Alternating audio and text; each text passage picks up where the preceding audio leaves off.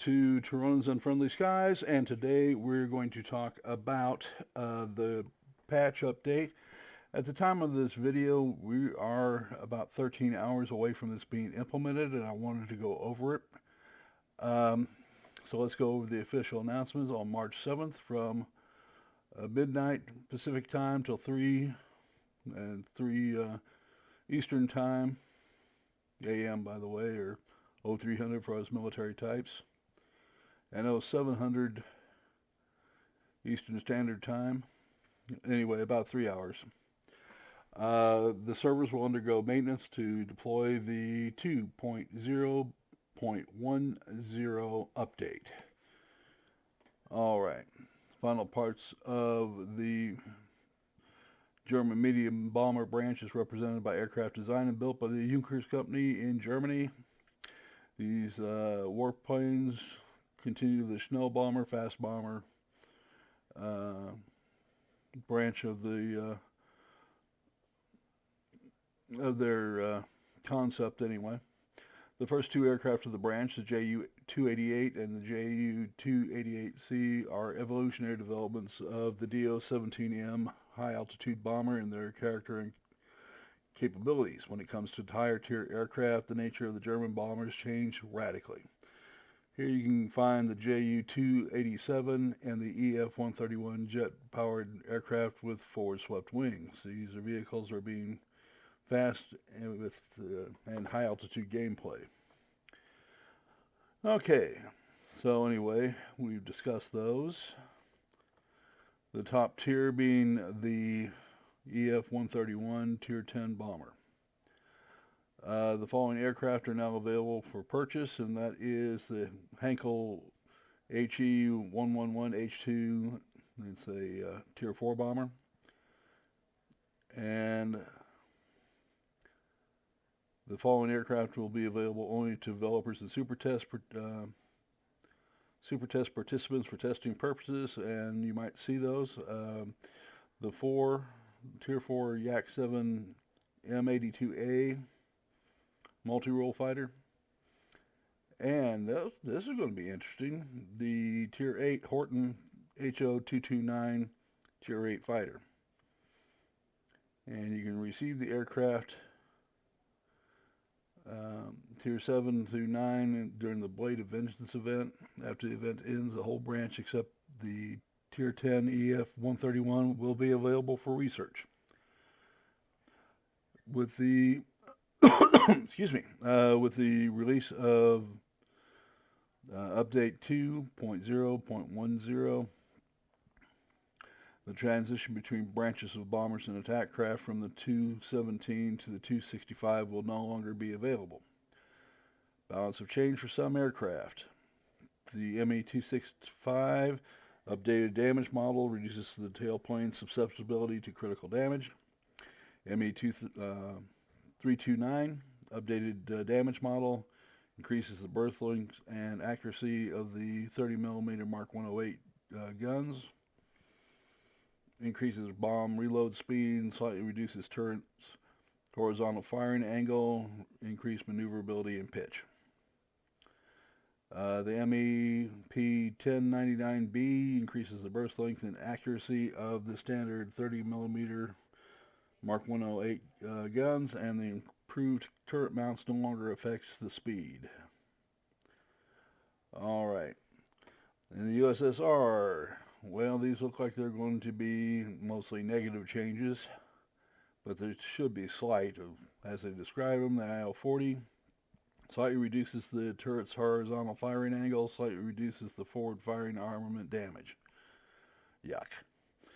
The IL-40P slightly reduces the turret's horizontal firing angles. UK, Javelin, updated damage model which will increase the survivability under fire, so good news for those of you that have it.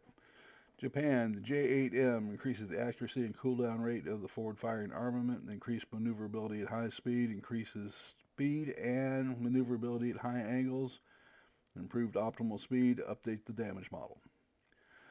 Skill pilot changes. Well, The pilot injury will not have a great effect on use of bombs and rockets during critical red injury. In addition to reducing accuracy, there will also be a slight decrease in the damage caused. The effects of Demolition Expert on damage and blast radius has been reduced from 15% to 10%. Game mode Conquest. Activated the group respawn command mechanics. The queue time for respawn will take about 15 to 30 seconds. The number of times that the aircraft's plane has been destroyed will no longer affect respawn time. That's a good thing. The airbase no longer has the ability to reduce the queue time for respawn. The Arctic region, the Winter War map layout is now available for tiers 2 through 4 battles. The Arctic region Ancient Hill map is now available only for tier 3 and 4 battles.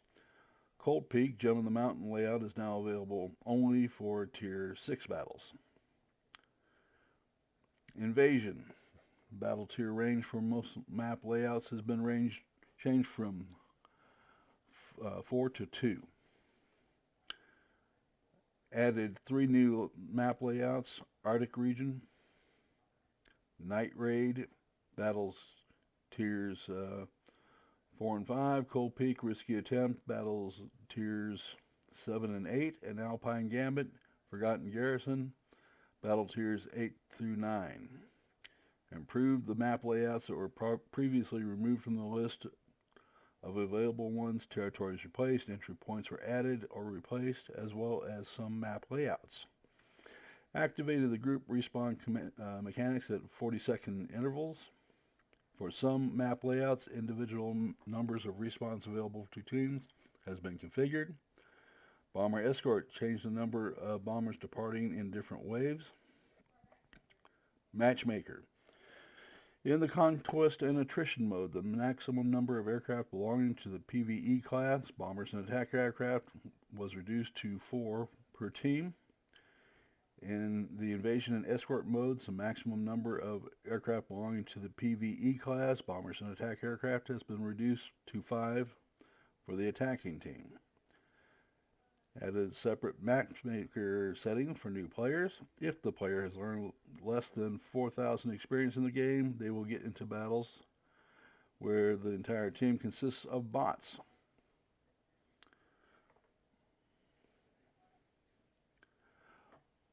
Alright, aircraft specific mission. 2 aircraft type specific missions for heavy fighters were replaced with new ones.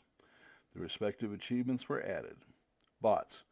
Change the aiming system for bots in order to increase their effectiveness against poorly maneuvering targets.